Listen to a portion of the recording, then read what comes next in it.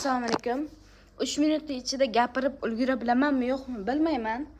Lekin hozir shu narsani aytib o'tmoqchimanki, kayfiyatimni ko'tarish uchun marojniy yeb o'tiribman. Bu narsani YouTube ga qo'ymasam yoki bo'lmasam xalqqa bildirmasam bo'lmaydi degan fikrga kelib, mana shu gaplarimni YouTube da aytib o'tmoqchiman. Xullas, bir klientimizga 2026-yilni mart oyida borib divanlarini o'lchab keldik va o'sha divanlarini tikib berishimiz uchun materialga oldindan material haqqini, ya'ni rasxodlarini ko'tarishingiz uchun zaklad berishingiz kerak deb aytdik. Lekin u klientimizda materialga pul to'liq bermayman degani uchun 7000 tangagina olib kelgan edik.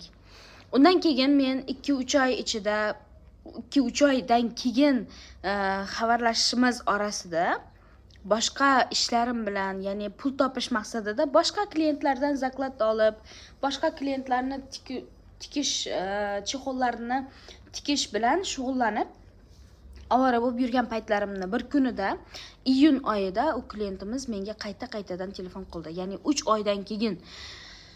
Xullas, o'sha divanni qaytadan borib, qo'shimcha yana boshqa xonasida turgan divanni o'lchab keldim va oldindan zaklad, ya'ni materialga, rasxodlariga pul olib keldim.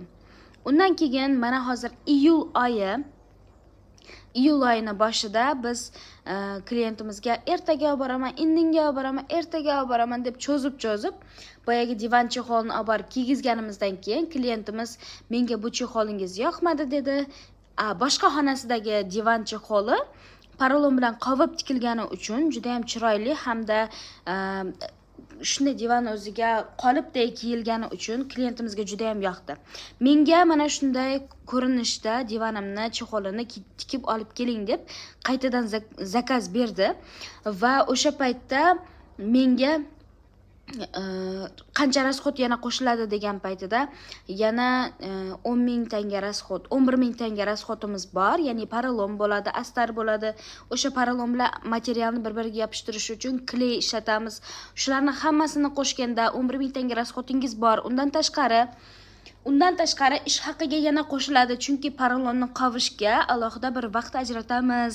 10.000 tanga yana ish haqiga qo'shiladi. Общий 27.000 tanga ish haqqi berishingiz kerak bo'ladi desam, klientimiz siz paralonni ko'p hisobladingiz, men siz noto'g'ri hisoblayapsiz, ish haqqiga ko'p qo'shib yuboryapsiz deb men bilan gap talashdi va keyingi videoni